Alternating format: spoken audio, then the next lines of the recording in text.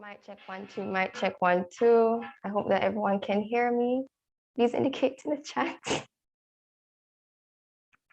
Yes, we're hearing you. Live on YouTube. Okay.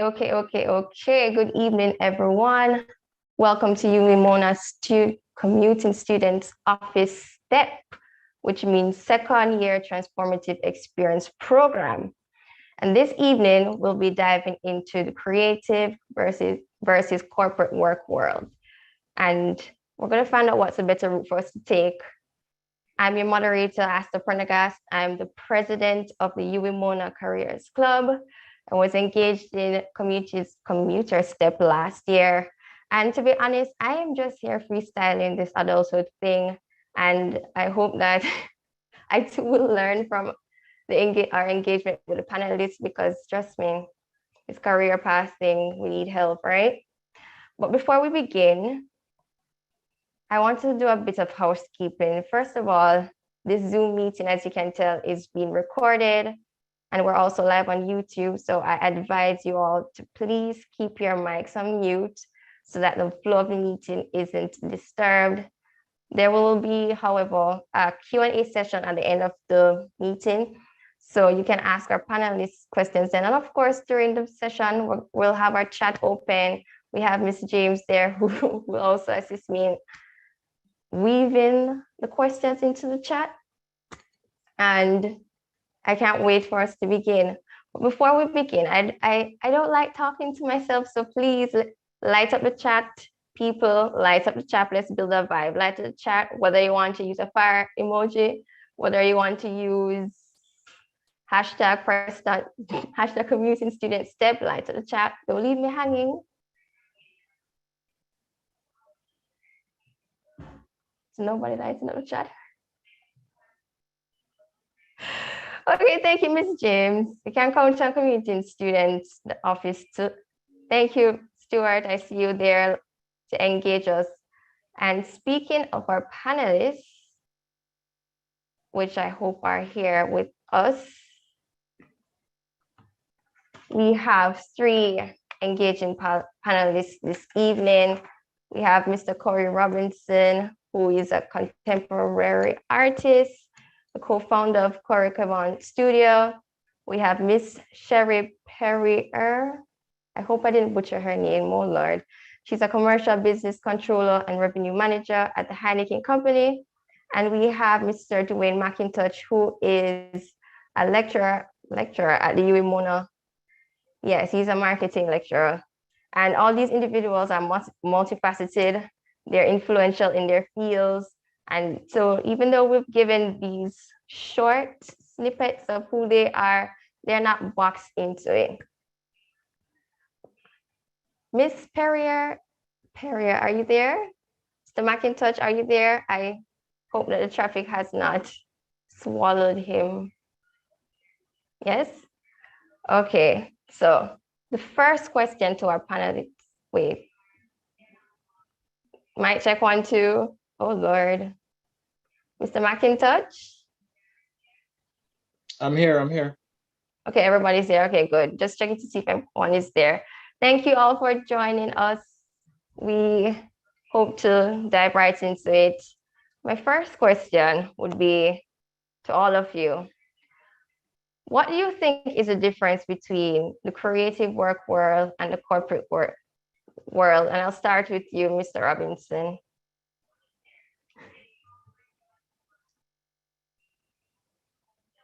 Oh Lord, you're muted.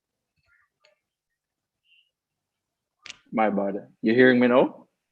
Loud and clear. Okay, good. All right, so for me, I don't want to sound too biased with that question. But what do I think is a difference? For me as a creative and someone who is somewhat in corporate, being a creative, it allows you freedom. It allows you to be very liberal in whatever you do in your craft, whether it's visual arts, whether it's performing art. It allows you the freedom to fully express yourself without feeling judged. While corporate for me is and please forgive me, anybody here who is in corporate, but corporate for me is somewhat a little bit specific and restricted in a sense. And this is just me speaking freely. There are certain things, are certain guidelines that you have to follow in corporate, while as a creative or in the creative sphere or creative world, it allows you or affords you the freedom that a lot of persons would have wanted or would have wanted to, have while working and making money. So Okay. that's the difference to me. Thank you, Mr. Robinson. It's okay to be biased. You're in the field. You have to draw to oneself and the whole works. Miss Perrier, please tell me if I'm pronouncing your name correctly. Oh, Lord. Perrier. It's Perrier. fine. It's okay. Perrier, yes. Okay. It's What do you okay. think is the difference between the creative and corporate world? Okay, good. Well, good evening, everyone. I know I'm probably one of the few here from the corporate world, so I'm not going to be biased. I'll try also not to be biased, but for me, the corporate world, I would say, in comparison to the creative, sector, the corporate is way more structured, let's say, or it's deemed to be more structured because now the world is changing. And when we look at now the remote working space, things are also changing as well when it comes to flexibility or the normal or typical way of defining the corporate world. But I would say the main difference between it is that it's a bit more structured by definition, but at the same time, and that's usually because it's traditionally more defined, but I can say from my example or from my own experience that it's not typically as structured anymore, because I think fortunately with the COVID reality, it's a bit more, there's more flexibility from working remotely. I personally can't tell when was the last time I've even been into an office space. I work typically remotely, and I do have that flexibility to express creatively my ideas. So I think also part of the discussion is that maybe there's a possibility to achieve both your creativity and in a more structured environment, both the creative aspects of the corporate life. So I think you can also think of achieving more of both. So it's not to say I'm choosing creative and I'm choosing corporate, but maybe you can also choose to creatively express yourself in the corporate world. So that's it based on my perspective. Okay, we have more flexibility, more freedom. And Mr. McIntosh, what say you? What's the difference between creative or corporate world? All right, good evening, everyone. So the sentiments expressed are pretty much mine. The corporate world, especially since I say 2020, mid to late 2020, last quarter of 2020, we'd have seen a transition into a more flexible structure, the creative environment.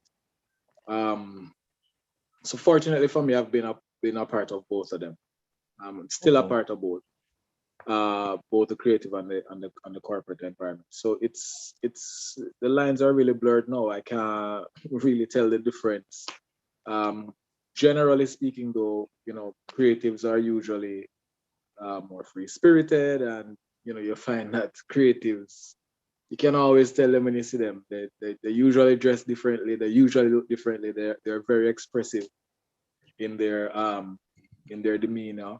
So but currently, as it relates to the two broad headings, there's really little that is different.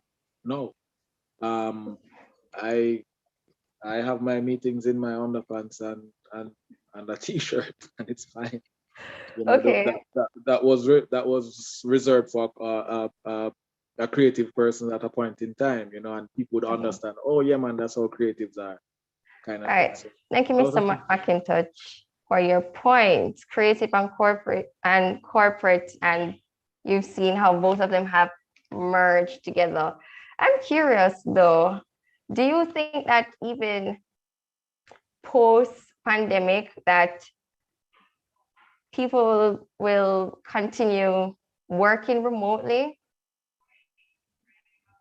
How do you think that this, or let me rephrase it, my apologies. How has the pandemic or working remotely changed the day-to-day in and out of your lifestyle, I would say?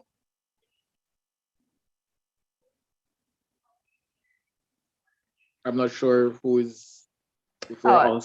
my apologies. Okay. Since you spoke, I take it that you volunteered. You can go ahead first.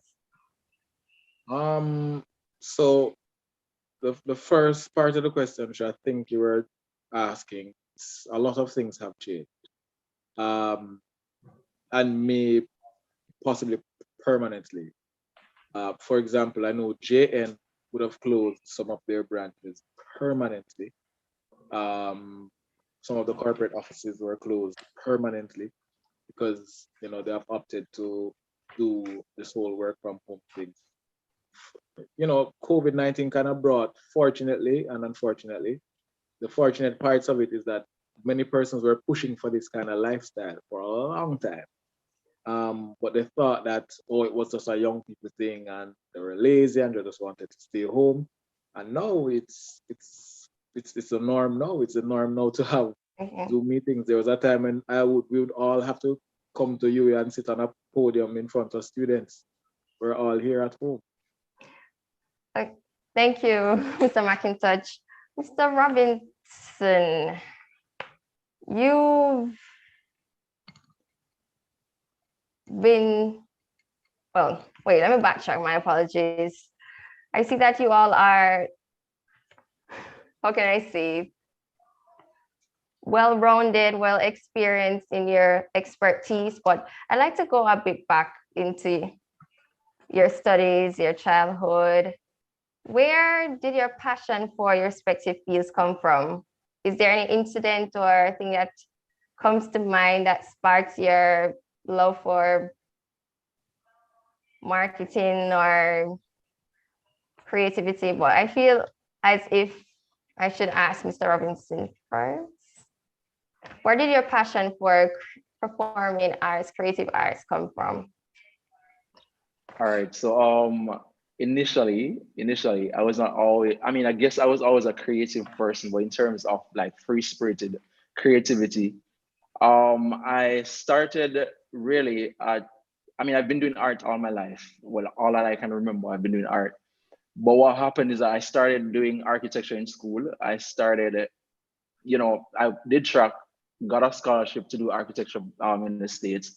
Architecture was a little bit too specific for me. Like I would have mentioned before, I'm a very free-spirited person, and it's somewhat hard to stick to or stick within a particular boundary.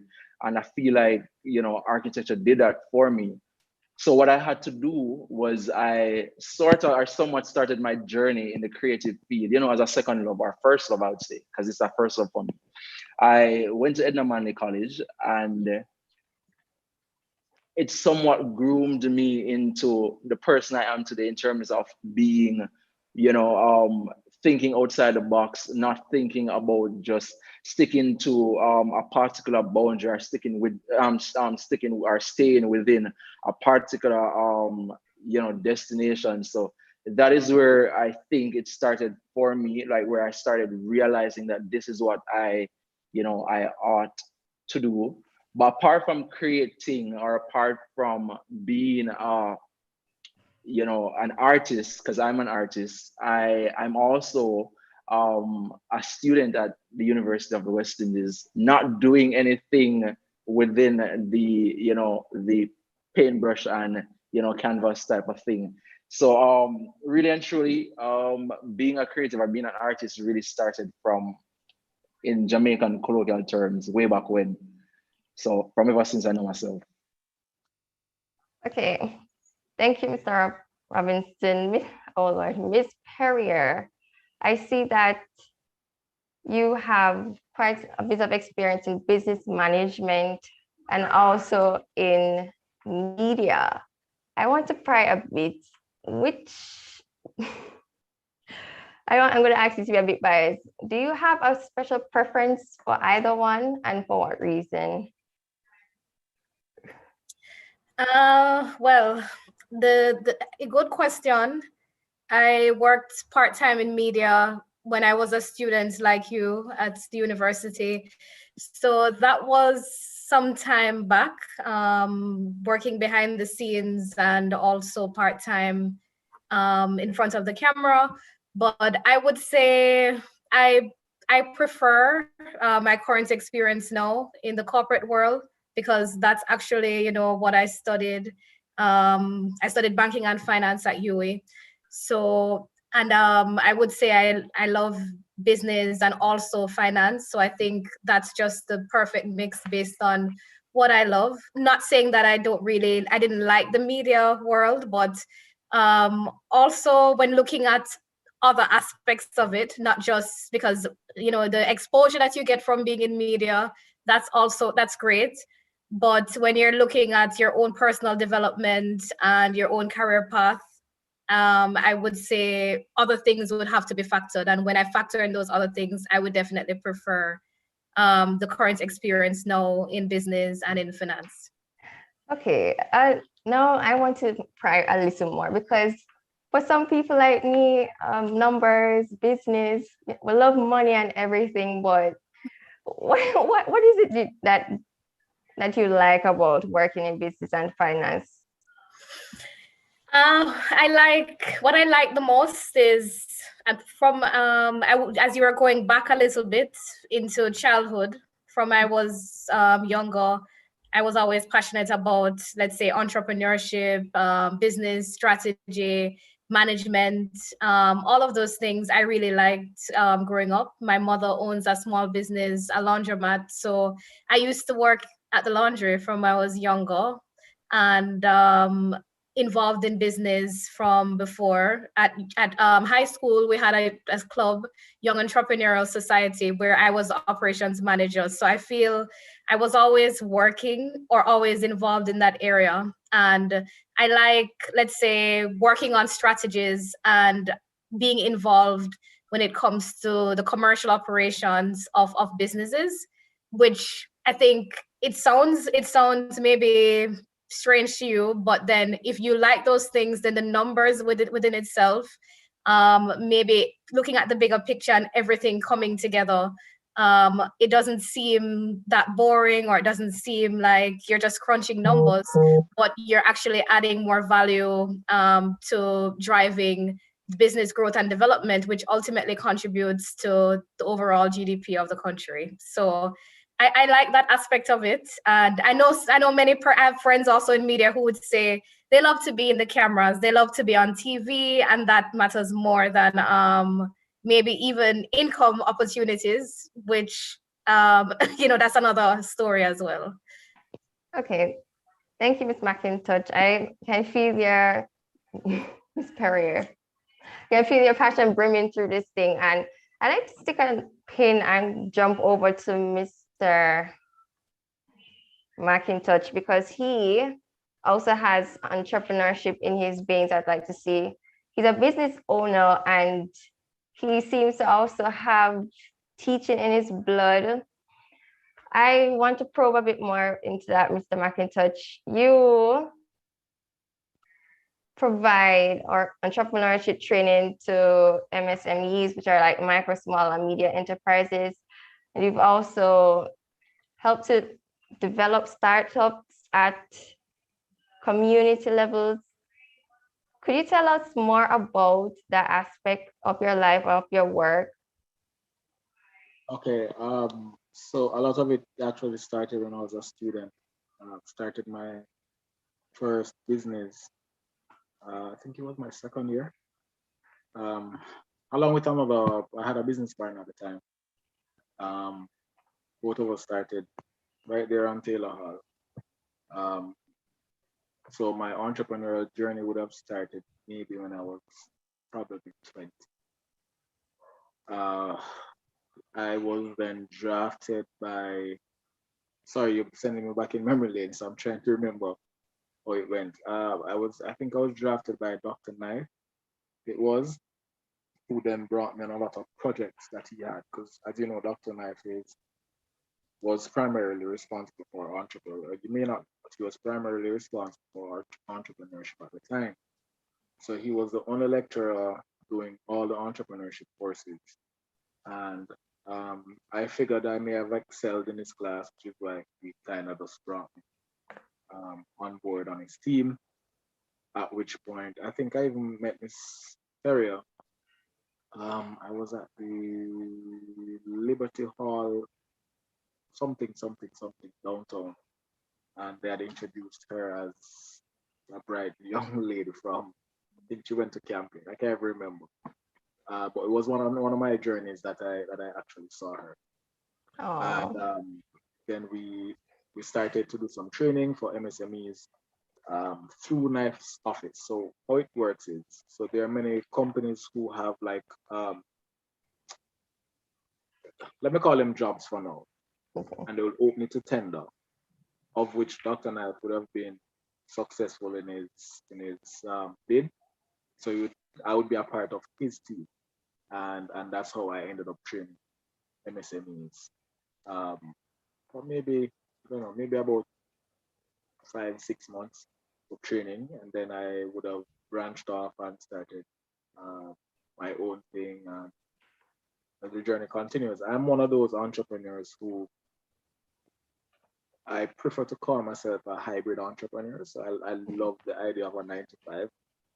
Don't I'm not um, I don't feel any way about a 9 to 5. You know, this whole thing on social media about 9 to 5 and with knife I get rich and stuff like that. Listen, Patrick Hilton has a 9 to 5.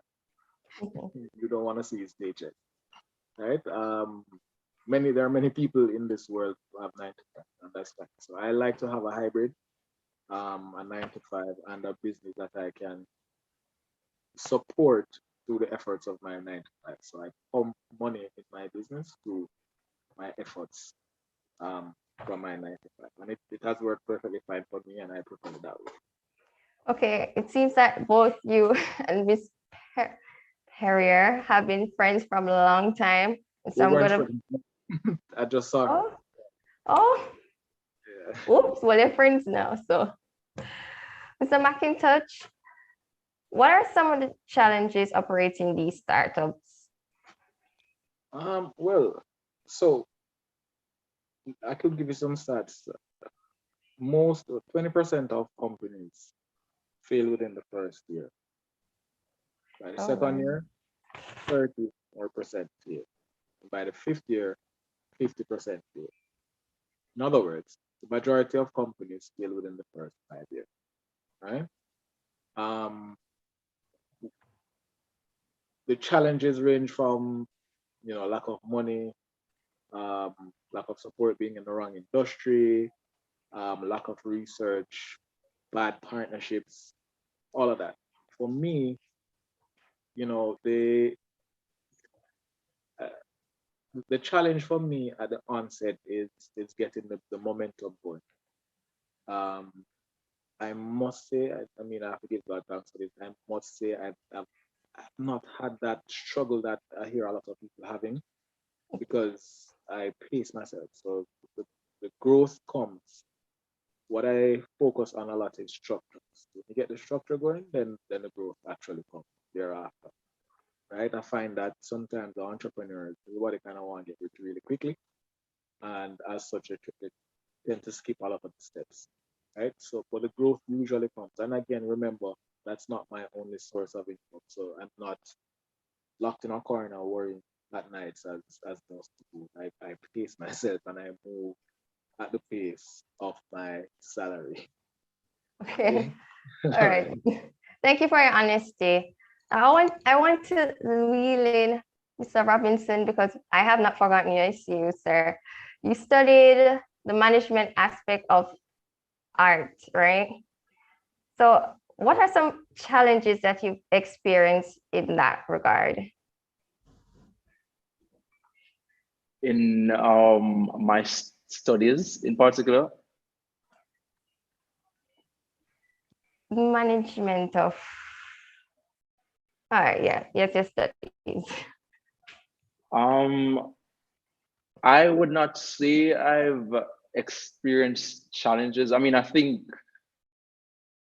in any given studies, one will have some, some sort of challenge or challenges. But for me, um, not that I'm only a creative, because I think one of the false perception that many persons may have of creatives or visual artists is that, theoretically it can be challenging for us. But for me, I think I love the theoretical aspect of my studies, because like I would have mentioned before that I did not start off in visual arts or start off in that area. So like coming up high school to sixth form, all of that, I was also a theoretical student. So management or managing the art was somewhat kind of easy for me, not to brag. But I think one of what led me to that era is that I realized that we have a lot of starving artists here in Jamaica, in the Caribbean on a whole, and a lot of creatives, like Mr. McIntosh would have meant Mr. McIntosh, right, would have mentioned before, is that um, some persons think that when you're going towards or want to be a creative, a 9 to 5 is not ideal. But I'm here to say that as well, being a creative, it is very smart to have a 9 to 5, because you'd want something to pump into your personal business. So, and I believe that's one of, well, not I believe, but that is definitely the reason why doing management or doing arts management in a sense was an easy task for me, because I've always wanted to, learn how to manage myself as an artist, and so that I would not, fall into the category of a starving artist. So is it challenging, or have I ever had challenges?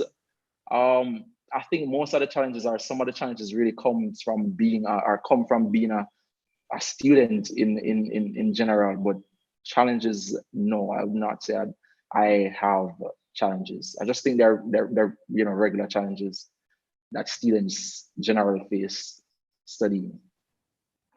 Okay, thank you, Mr. Robinson. I'm going to backtrack and jump over to Ms. Perrier. Have you seen an increase or decrease in persons going into the corporate business world? Because based on our discussion so far, I see a lot of crossovers. There are a lot of creative corporate people now.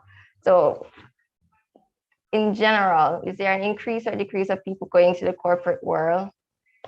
And if you know any reason as to why? Well, I think it's more, let's say, a bit of both.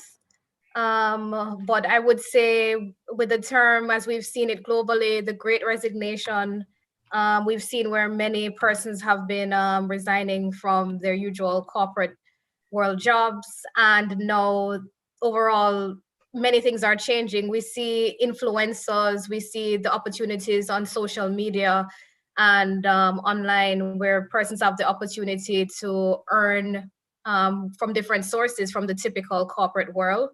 So I would say, from what I've seen, more persons are more evolving more in the digital space, and more involving in the digital space would mean, let's say, less of the typical corporate structured approach globally.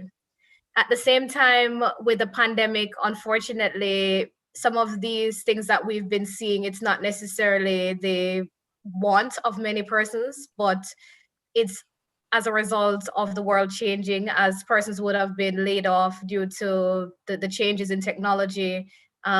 We see a few businesses in Jamaica now, closing their physical office spaces and also terminating and making redundant some roles. So I think also for many of US students, it's important to look at these trends globally to see how certain things are changing. If roles and responsibilities can also be done overseas at a lower rate, it means that maybe companies are also looking to outsource. and outsourcing would mean maybe more flexibility when it comes to opportunities. So from what I've seen more influencers, I've seen more people navigating very well the digital space to fulfill and achieve their dreams. There are persons making money from blogs, podcasts, and other opportunities now, which maybe a few years ago we didn't necessarily have those opportunities that we have now. And even now, the typical corporate world, when it comes to finance, maybe and business, there is more. I've seen so many persons doing, let's say, coaching. They are selling products, the same products or same similar services. So things are evolving now. You could be working 3 hours every day and maybe charging for each hour based on that specific project, which is totally different from earning a whole month's salary of working over maybe 50 hours for the month or more. So I think more things are changing, and it's important to look globally at the trends when making decisions and when it comes to your majors. Okay, thank you. And out of curiosity, my apologies, how has the corporate world incorporated creatives? And I'm asking this in relation to Heineken. Are you okay? Is that okay to kind of divulge that information? What has Heineken done? I don't know. Okay, well, Okay. I won't necessarily I won't speak, let's say, Heineken globally, but Okay. because what I can speak to is Redstripe here in Jamaica, the Redstripe Creatives Challenge, which we hosted last year and even this year as well, which was dedicated specifically for creators in the public and gave creators the opportunity to express themselves while also sharing some of their favorite brands. So this was mainly focused on the Redstripe flavors products, which many of you might be familiar with. So that's an example, as I don't know of any maybe other company that would have had a similar creatives challenge, which would encourage or give creatives that space to win and also be able to express themselves. Also, when we think about many of the, let's say, the advertising and many of the content, it's done by local or local talents here in Jamaica. So creatives, and not only that in terms of the actual content, but our marketing and, let's say, our commercial team, most of the persons there in those teams, they're very young, vibrant persons, and they have the opportunity to express themselves, and they take charge when it comes to their brands and taking the lead on execution. So when it comes to creativity, even though they also work in the corporate space, they have the freedom and flexibility to express and to innovate when it comes to our local brands, which are some of the best locally and even internationally as well. Okay, thank you. See, Mr. McIntosh, I'm curious. I've been hearing from all our panelists that there's different varying opinions between there's nothing wrong with 9 to 5. Due to the pandemic, we have a lot of flexible remote work and the great resignation. But in your expertise in your line of work, how can students equip themselves to adapt to this, what I think they call it the fourth wave? What practical steps can we take now to, let me say, keep up with the trend, if I may use that analogy?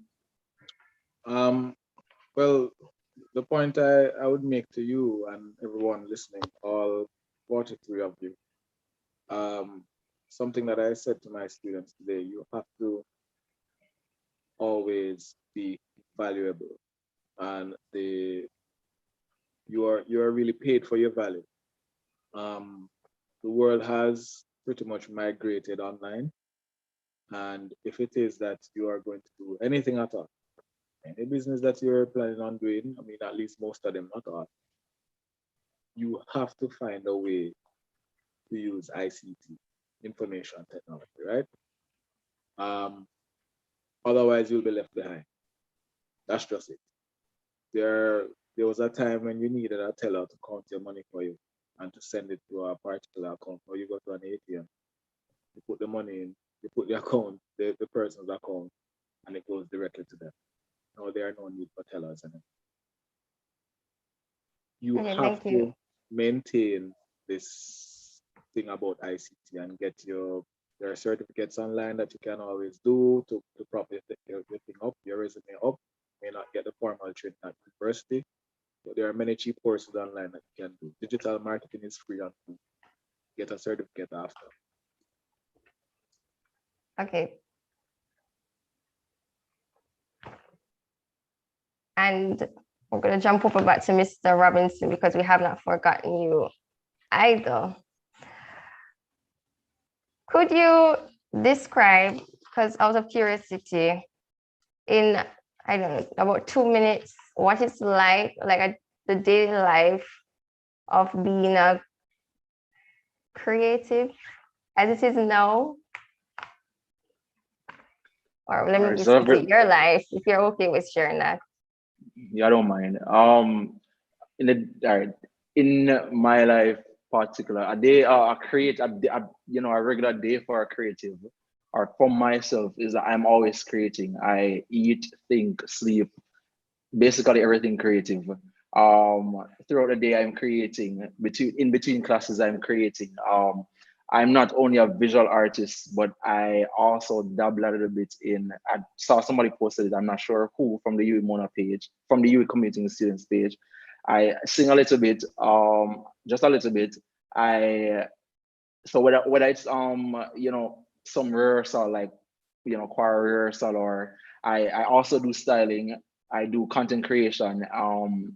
I just started vlogging, so like it's always busy for me. I'm always doing something, whether I'm starting up a next project for a painting, a commission painting, or I'm doing some form of education in where image consultancy is concerned, or I'm always creating. So like I said before, and this is no joke, I eat, sleep, breathe creativity. So it's always always busy. We don't have a unlike the corporate world, or we don't have 9 to 5, because we don't necessarily have 9 to 5, or days, or life is 24/7. So it's constant. We're always, well, I'm always creating. Not sure about any other creative, but I'm always creating. And a part of my creation is that I plan for creativity.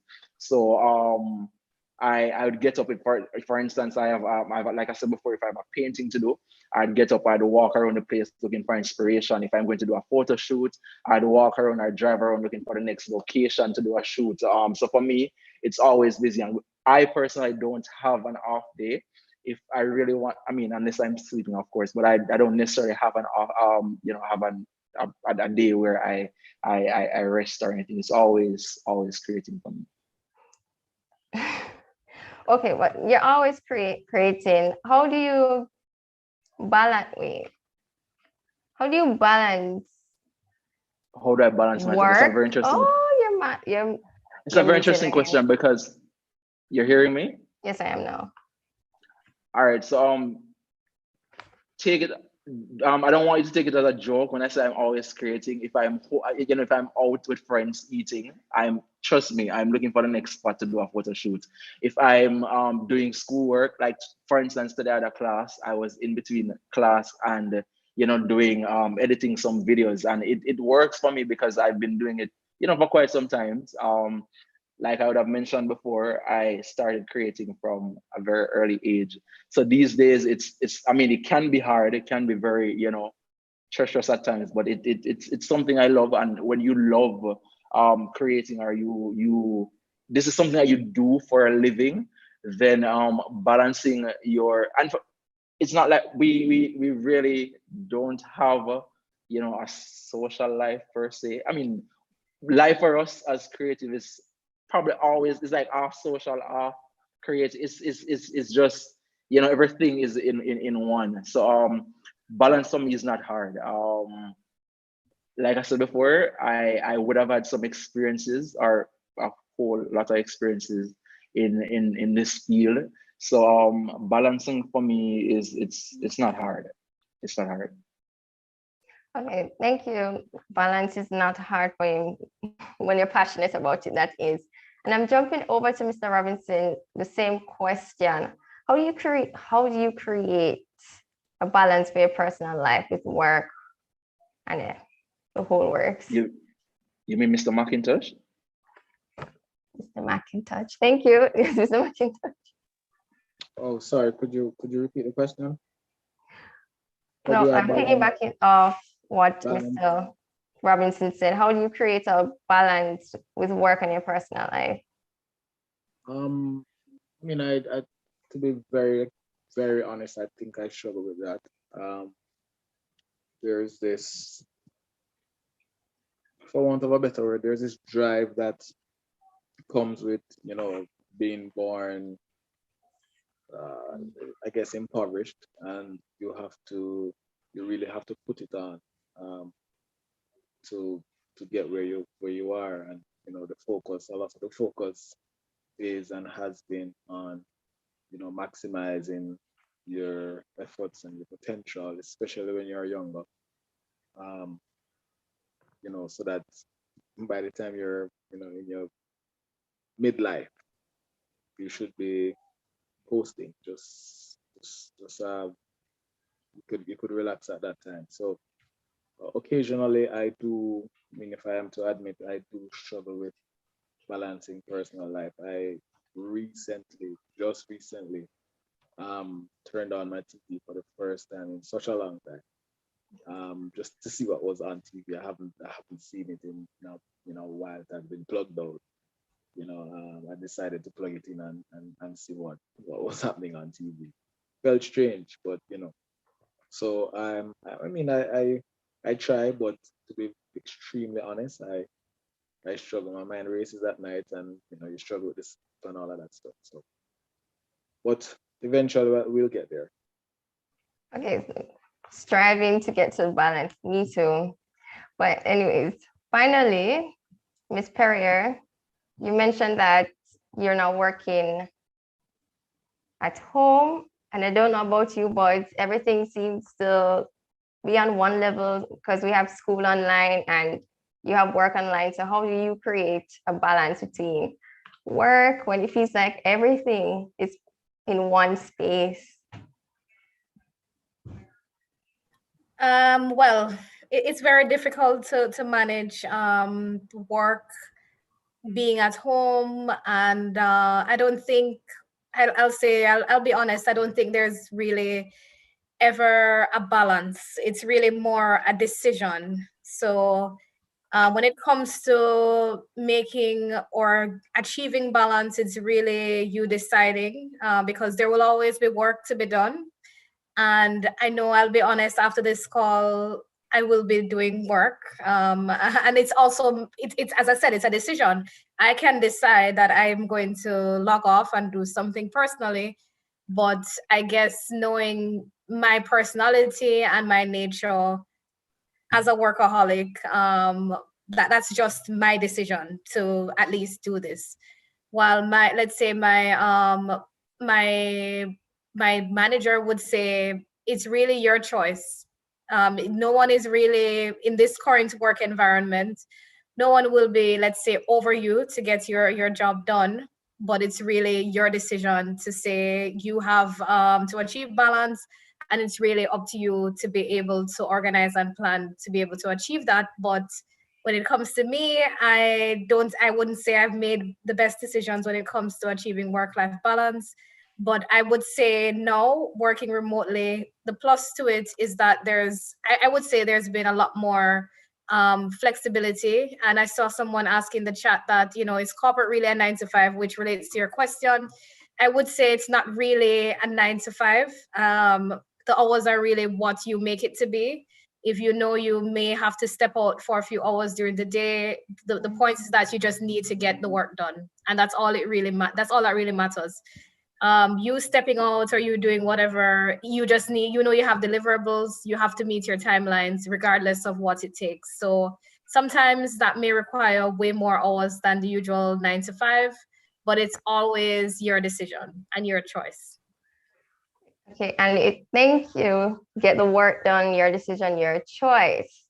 And it seems as if we have time for one last question for all our panelists. And since Miss Perrier spoke, I think I'm gonna just allow her to continue. What about the job opportunities for persons in the creative slash corporate world, specifically students who are on the brink of completing their studies, or anything that you'd suggest for us to consider moving forward? Well, I mean, it's a very heavy question because everybody's journey preferences would be totally different. But I mean, I will try to maybe use my personal experiences. When I was maybe in your position a few years ago, we weren't necessarily in a pandemic, but it was also very difficult to find opportunities just the same. So how I actually started out was through Digicel's graduate recruitment internship program, and that was through the placement and career services referral. So I mean, I was involved in quite a few clubs and societies while I was a student. So I was involved I was the PRO for the careers club and also a peer career advisor, and involved, as a US STAT Vice Chancellor's ambassador, where I was also the Vice President of Communication and Internal Relations. So I say this to say you also have to be strategic with your future. And for me, I studied banking and finance, but you can hear quite a few of those roles that I had while I was at university was more related to public relations or communication. And that was because I identified that when I was younger, I was, at university, I was shy. I could never really speak. So I gave myself a challenge to be involved more in the communication roles to help to overcome that challenge. And also I started my first year, I said I had to be strategic and get aligned with the organizations that are connected to the opportunities. And that means the placement and career services and being involved in the careers club and being a peer advisor. So saying this to say to you that, your network is very important. How you position and package yourself is also very important. The friends you keep, the mentors. If you don't have a mentor, I would suggest that it would be good to start looking for mentors and packaging yourself on the digital platforms very well. You have LinkedIn, you have Twitter, you have so many opportunities to connect with very very well connected persons who are also looking for the best and the most talented persons.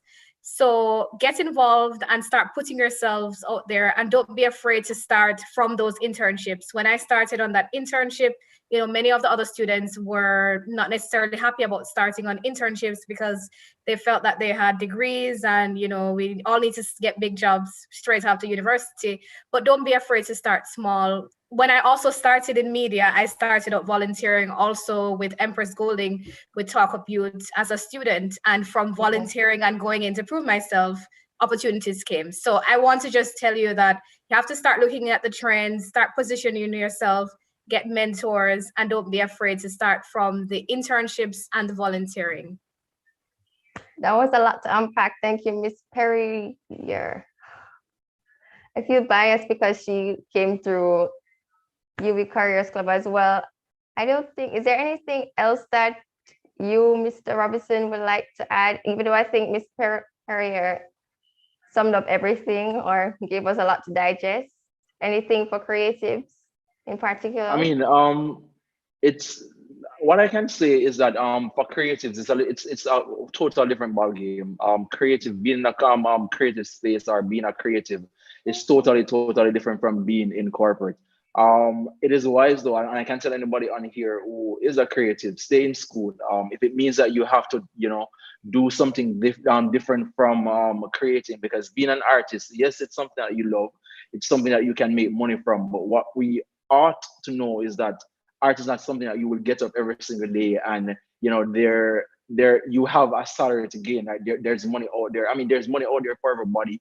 But it would be wise to study something in school, whether it's, because for me, I'm a social I'm an integrated marketing student as well. PR is my specialty in that field, and links are connections, and having links is also a very good thing.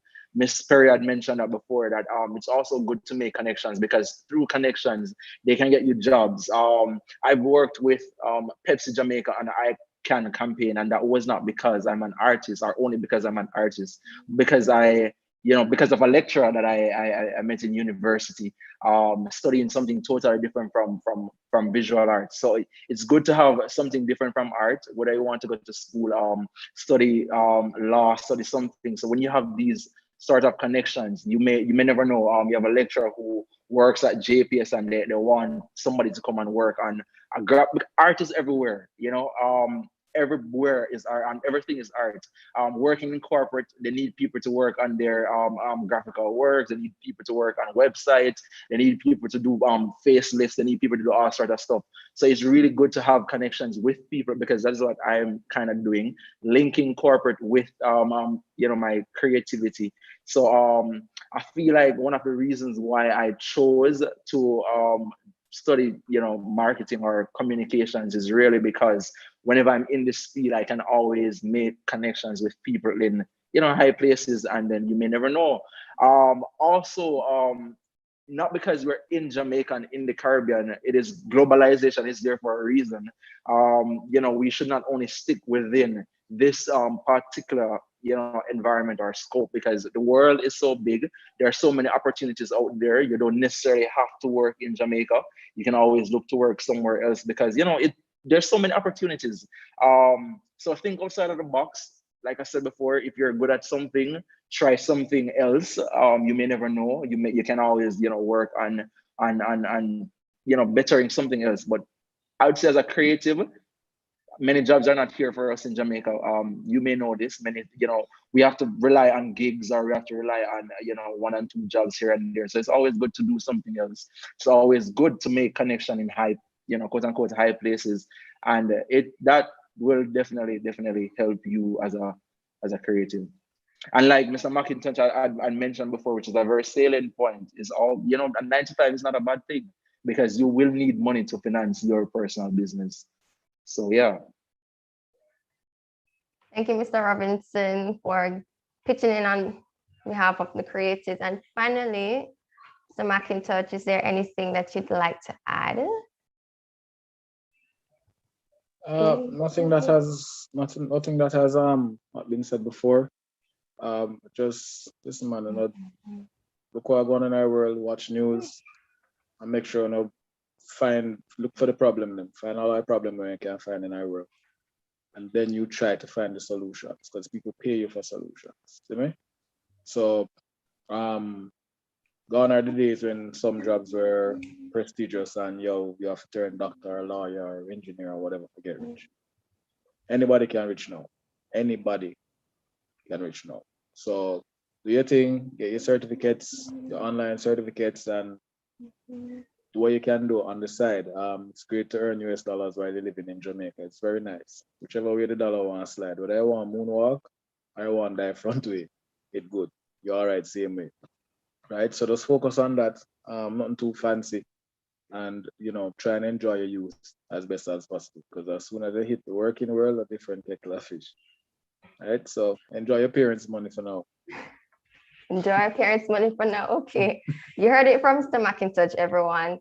Thank you to our panelists for sharing their insights. I scribbled quite a lot of things. If there's anything that I myself personally taken away from our discussion, is that you're not boxed into either worlds. You can do both. And in the age of ICT and remote work and everything, you often find where their paths cross.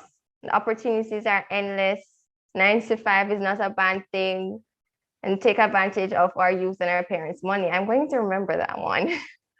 And at this time, if there are any questions, I would like our panelists or our audience, to either drop it in the chat or use the raise hand feature in Zoom to indicate if they have a question to ask any of our panelists. Okay, I'm seeing a hand from Samantha Webb. You can unmute and go ahead. Okay. Hi, good night, guys. I have a question. What do you do when you're facing those hard times? Like you try something that you are, that you're saying, yes, this is my thing, and it failed. What do you do to pick up yourself in that time? Okay, the question was, what do you do when you've come across these hard times and you fail? Mr. McIntosh, would you like to address that question? All right. Quickly. So, contrary to popular belief, and it's still so strange to me that people are afraid of failure. And I'm talking about the person who asked the question specifically. I'm just talking in general, because everything in life, from the moment you were born, were a baby, it was failure that got you perfected things. Crawl, you roll over, you walk, you drop, you ride bicycle, you drop, you chip up, you learn how to ride it properly. You fall in love enough time with two idiot boy, you kind of realize, okay, I don't want this type of guy after a while. It's failure that actually drives you, and we do it with everything else in life, excepting one, our careers or business, anything that we're trying to do from our own effort. Now we're, if you fall off the bicycle, your mother probably pick you up, or your father. But no, that is your own effort, where if you feel it's on you, we don't want to do it. Failure is a natural part of success. Natural. KFC, what the whole lot of can't seem to give up. The man was, what, 65? When he actually started KFC, was on the brink of committing suicide because he had tried so many times and failed. That's how you do it. It's not a matter of if you will fail. You will fail. You have to fail. Right? No two ways about it.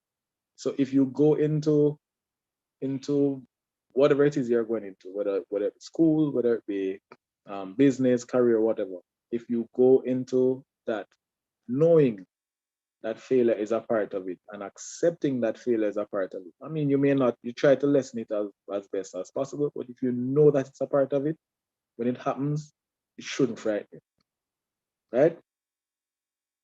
That's just life. That's just life. You go on a football field and you try, do all the right things, and you still lose because the other team was just more prepared. So say, all right, now for wheel and come again, and that's just life. Go into things, as a matter of fact, try if you fail. Go in at things, just go in, try, and because I'm telling you, when you get older, and I say older, it's not like we are much older than you guys. I probably started working in 2015 or 2016, right? When you get older, you're gonna regret a lot of things that you didn't try because now you don't have time. So when you're young and you're not spending your own money, try.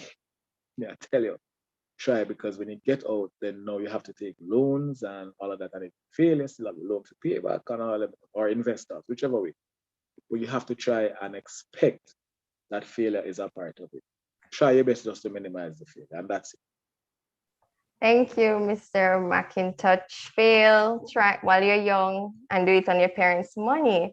Are there any other questions? In interest of time, we'll just take one more before I hand over to Miss James. Right. Samantha, I'm seeing your hand again. Is this a follow-up?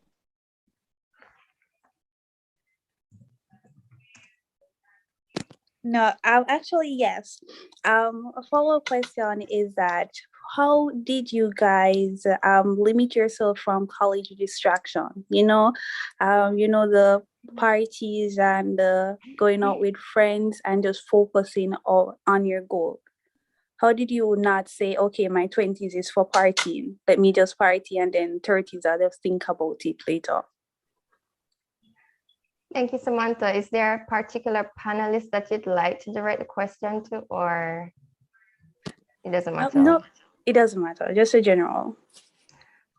Okay, Miss Perrier, would you like to answer that question? Or Sure. even both of you? Okay, well, everyone is different, but I would say while I was a student, unfortunately, I can say I didn't have my parents' money to spend. So My situation was different. So I was working from I was in university, and I really didn't, just the same, I didn't have any balance or time to even think about distractions while I was a student. So I think being true to yourself, that's one regret actually I have, because it's very important to enjoy your youth. Because I started working very young and I just went straight into the corporate world. I would say that's definitely a regret I had, to not balance and make the most of the time there to have fun. So I would say try your very best to once you know what you're all about and know what you want to achieve, maybe in the end you won't really feel like you're really missing out anything, if it is that you do miss a few parties here and there. But at the same time, like I said, it was a regret for me. So try to achieve that balance as much as you can, because the older we get, we see life is really short. We have the COVID, we have the pandemic right now. You can't really go anywhere and do certain things. The UA Carnival as it stands now, it's not really happening. And any opportunity for enjoyment and fun, if you have that, I would suggest that you try to take it, but at the same time, don't overdo it. So the distractions, they will always be there, but once you stay committed to what you're all about and what you want to achieve, some of those distractions, you might also be meeting some friends and making some connections too. So I would just suggest that you try to have that balance while doing it. Thank you, Ms. Perrier. I saw Mr. Robertson nodding his head in agreement at one point. Would you like to add finally before I hand over to Ms. James? I mean, she made some very salient points. What I can, as much as I would want to say, do not postpone enjoyment. You have to have a limit. As a college student, you have to know exactly where to draw the line, because like she had mentioned, I'm not privileged like many of you guys to have parents who support you in school, in terms financially support you in school. So straightforward is because I mean said myself to go to school, I had to know, what was really important. Is it studying? Is it partying? But it's also important to enjoy yourself, because them say work without play makes you a dull person. You have to know, you have to have a balance. Like life is all about balancing stuff. Like you realize that one thing that is not important is taking too much of your time or taking too much of who you are. You definitely have to know how to prioritize, and prioritizing is very important. So I don't want to tell anybody to party. I mean, no, it's not really a time for partying. I don't necessarily want to tell anybody to party. But you have to, you have to know how to balance your time. You have to know what to prioritize. And like I said, like she had mentioned before, it all depends on the person. Some person have the privilege of partying. I've had friends who are medical students or were medical students who party a lot, but still they pass their exams. So everybody is different. So you have to know who you are as a person, and you definitely have to know how to balance and manage your time, because at the end of the day, you're the only person who knows you and know what you are capable of managing. On words and an excellent way to finish our panel discussion. Can you imagine 1 hour has flew by already? Know who you are and what you are capable of doing. Thank you all. Thank you to each of our panelists for your time, for sharing with us this evening. And thank you all for staying tuned to decide, which world should I go in. And it was my pleasure being your moderator this evening. Ms. James, the floor is yours. Good night again, everyone. Thank you so much. All right, before I wrap up, I want to hear from Miss Larman. So I saw a hand. Are you still there? Okay. Good evening. So I was listening keenly, and I really appreciate the advice and all the nuggets that were dropped tonight from the creative, the corporate, and or lecturer on the panel. And I just wanted to find out, because I know, for example, Ms. Pereira, And I know she, you know, from ever since, persons have been talking about this, you know, beaming young talent in the space. And so I want to find out from her, though, I was wanted to ask that question, how she managed, you know, all of that, the expectations, because sometimes, you know, you go into a particular field, and even as a creative, you know, persons have high expectations of you. How do you manage that and try to not say, you know, disappoint them in a way?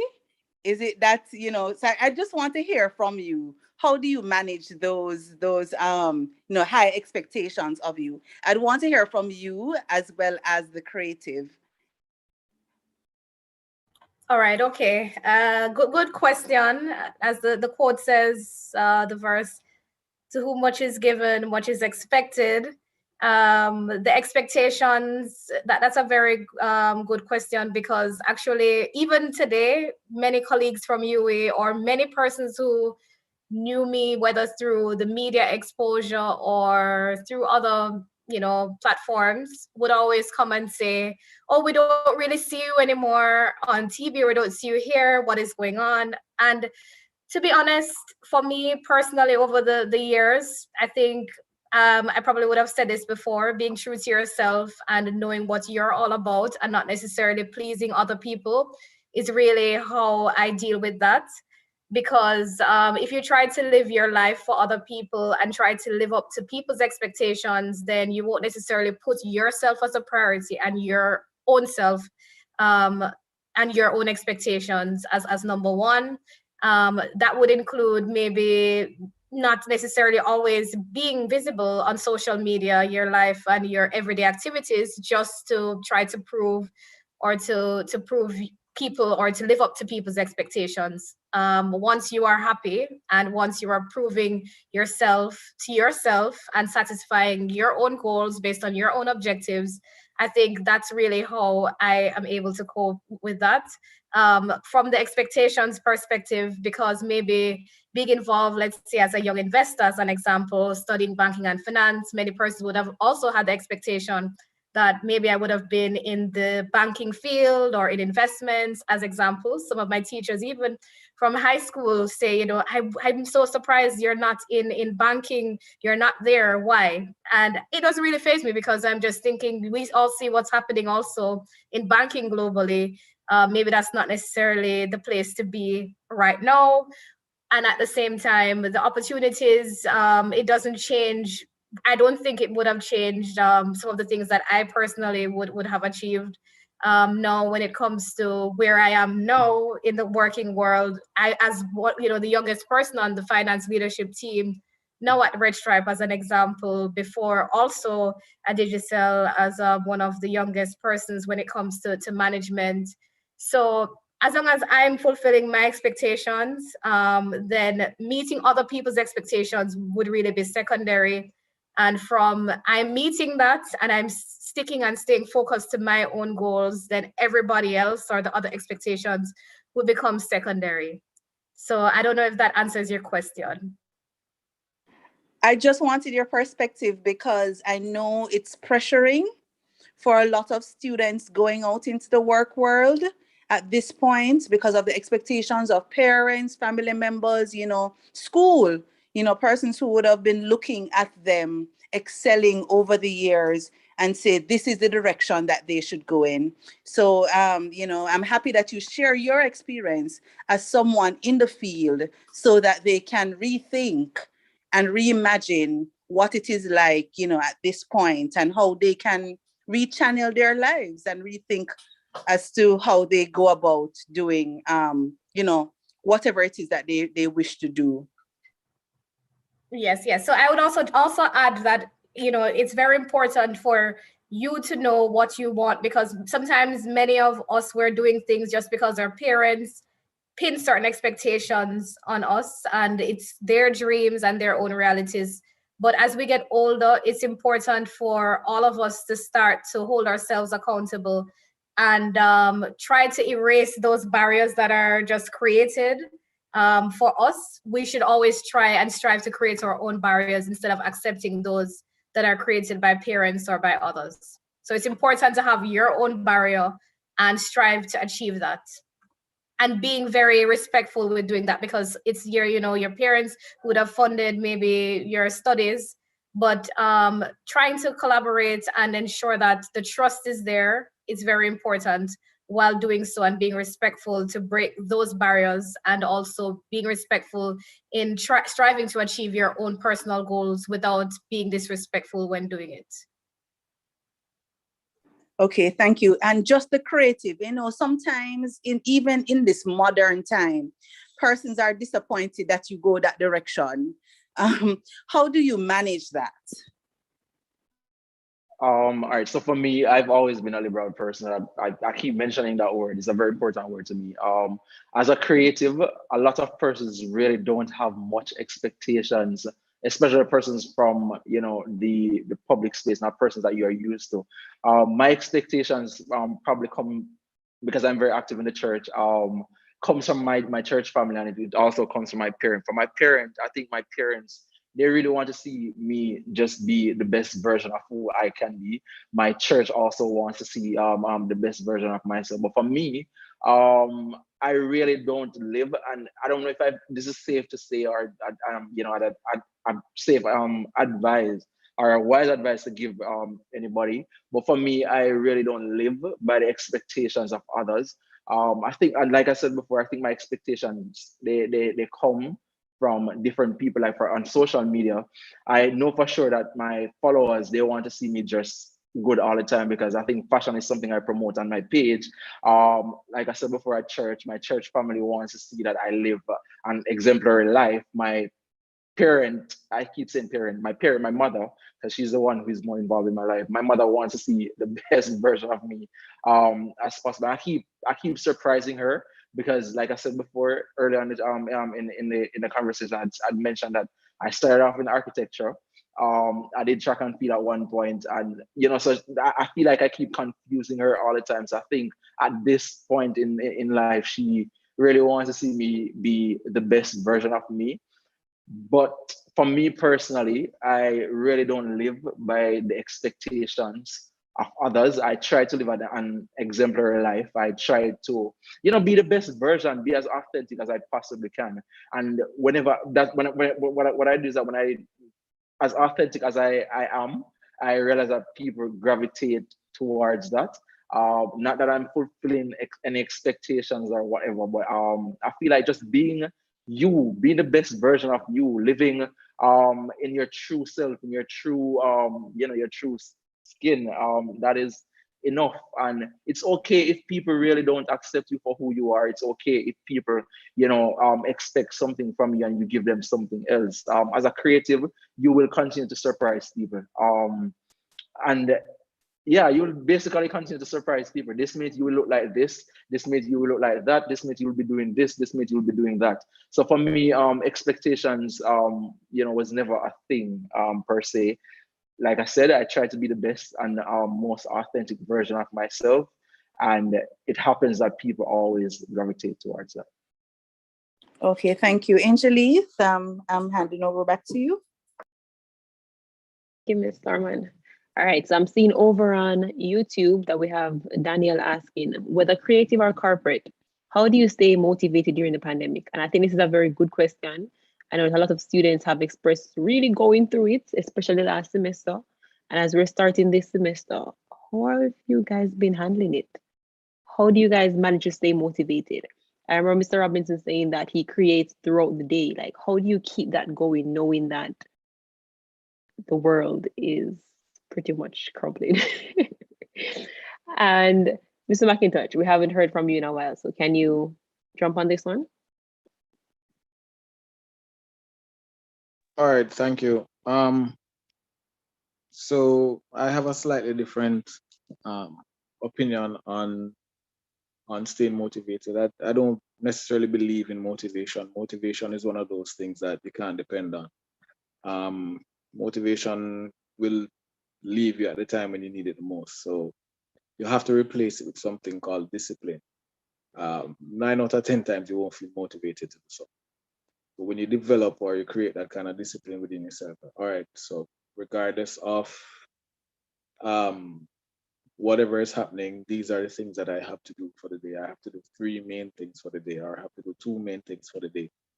Your discipline will carry you through, because obviously, again, with the pandemic and the demands of mental health, and mental health not necessarily mean you have a diagnosable problem, but the pandemic has brought on a lot of mental struggles for a lot of people. You can't depend on motivation during those times. And if motivation isn't there, if you're depending on it and it's not there, then you're not going to do anything. You can't do that. You can't not do anything, right? So replace motivation with discipline is what I would suggest. Thank you for that. And how about you, Mr. Robinson? I would say keep good people around you, people who will push you to be the best version of yourself, to distract you from all that is happening around us. Like, we know that the pandemic is here, we know all the things that comes with the pandemic, so keeping positive people around you, keep doing the things that you love to do. I mentioned before, do not postpone enjoyment. Do it safely, of course, but keep people who will tell you I am somebody who I like to take a risk. So, like, for my friends know that if I want friends around me who will tell me to, take a jump, take a leap of faith, and do this, do that, and it sort of helps to distract you from most of the things that are happening around you. Like Mr. McIntosh had mentioned before, I'm the motivation. I think I'm a little bit self-motivated in a sense, but for me, discipline really is it. So the pandemic is here, and I'm not sure if it affects me in a very, very bad way, because I think I was disciplined to my craft before. And like I mentioned before, I keep busy all the time. So I would say keep people around you who are positive, people who are always thinking about the positive things. People are always thinking about what to do next. People who are always thinking about how can I do this, in order not to fall in certain traps. So yeah, Okay, and just do thanks for you, that. be happy. Do you and be happy.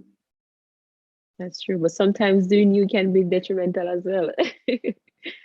All right, Ms. Perio, can you jump on this one? So someone in the chat, John, is asking, could motivation and discipline work hand in hand for the better? And I'm assuming that means to improve the outcome. Well, yes, motivation and discipline, it could work hand in hand.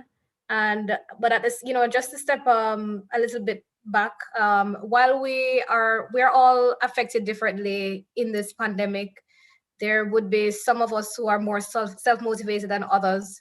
Some of us may be going through even depression during this time. So while it might also be difficult to even be disciplined, it's important to be mindful of what you're feeling and be honest about it, because sometimes when you deny how you're actually feeling, this is the first time that we're all going through some of these challenges.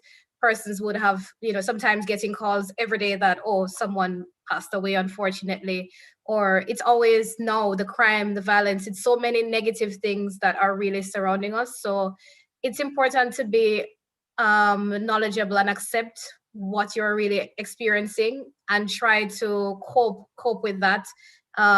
Get the necessary supporting system that you need. If you need to get help professionally, you should also try that and be very honest about it. The discipline and motivation definitely goes hand in hand, but your mental health is also very important while doing that, right? And even before you get to be disciplined, you could be doing a million things but not doing the right things when it comes to actually being efficient and productive. So I would suggest also to have a plan and a strategy before you even just start being disciplined about maybe doing the wrong things, and then you end up realize that while you were doing things, you were not really doing much at the same time. Also try to be mindful, surround yourself with a good support system. And now we have the opportunities in the digital space to connect with positive podcasts or even videos, motivation. We use social media for many things. We can also use it for positive things as well, to find certain motivation, certain innovations to help in a positive way, to help to keep us motivated at the same time. But try to be mindful and know that maybe many of the feelings that you're feeling, it's okay to feel sad some days, it's okay to feel down some days, but pick yourself up and know that, you know, that does not last, and find the help and support that you need whenever you do feel that way. Thank you. That's so true. Like, what I try to do myself is that I try to balance it out. So oftentimes we think that it has to be either or either. It's either going to be extremely productive, but sometimes we have to realize that being productive doesn't always mean you're busy doing something quote unquote productive. Self-care is a part of being productive. When you look at the list or the cycle of what it requires for you to actually achieve your optimum level of productivity, it's not you sitting down on the computer and forcing yourself to work 8, 12 hours a day. It's about you taking breaks in between. It could be going for a walk. It could be eating something that you like. Like for me personally, I know nobody asked me, but for me personally, what I try to do is I treat myself. So if it's that I have a to-do list for the day and I have 10 things on that list, there's a very high chance that I'm not going to complete all 10 things on that to-do list, because our level of productivity will not allow that. So it's good to set realistic tasks for yourselves and limits. So out of that 10, I might have 3 things that are important and that are urgent. Once I complete those 3 things, I'm going to treat myself. I'm going to do something that I like. It's either I'm going to watch an episode of a series, or I'm going to watch a movie, I'm going to eat ice cream, I'm going to go for a walk. It's something. So it's about rewarding yourself. It doesn't matter how small, it doesn't have to be anything expensive or outrageous. It's just a way for you to know that you did it. Yeah. And that is it for me. Do you have any more questions? I'm going to leave the floor open for 1 more minute, and I'll take 1 more question before we wrap up for tonight.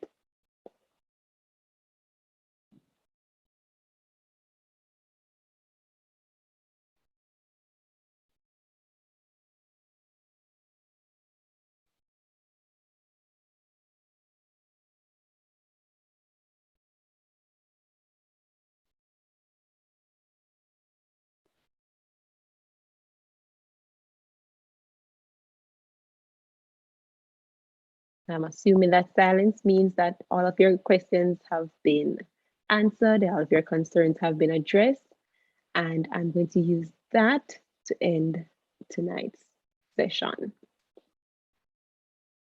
Thank you everyone for coming out and for joining us and for being a part of this. I know it must have been hard for you guys to schedule the time on a Monday, but thanks always. We appreciate your continuous support, and I hope that we'll see you again on February 7th at our leadership development session, as we plan on building on the skills that we learned today. So based on what we've heard, a lot of the panelists kept on reiterating the importance of knowing self and trusting self. And that also plays into the type of leadership style that you display and how you approach the world. And that is essentially what we want to focus on in our next session. So I just want to say thank you, Ms. Ferrier. Thank you, Mr. Robinson. Thank you, Mr. McIntosh. Thank you, Ms. Prendergast. Thank you to everyone who came out and participated in this event. And enjoy the rest of your week.